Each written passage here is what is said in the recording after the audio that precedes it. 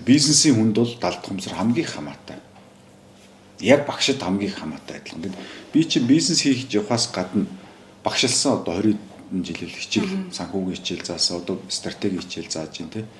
Тэгэхээр энэ сурж байгаа хүнийхээ яаж тэр юм сурдیں۔ Тэ яавал илүү ойлгомжтой заах уу гэдгээ судлан. За бизнесийн хүн бол илүү хүмүүсийг удирддаг. За хүмүүс удирдах гэж байгаа хүн чинь өөрийгөө удирддаг. Би анх 27 настай тэнгэр даатгалын гүйцэтгэх захирал болсон. За тэгээд эхлээл бол одоо компаниг удирдах гэж явсан. Тэг хэсэг явсны дараа компани гэдэг чинь хүмүүс юм байна.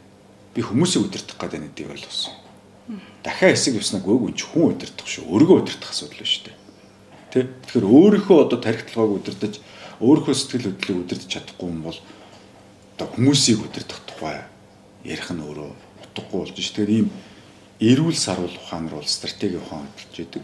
Далд хумсар гэдэг бол ер нь тэгээд сүүлийн 10 хэдэн жил судаллаа. Ер нь бол бидний тархинд байгаа зүгээр нөөц болж байгаа нэг тухай асуудал.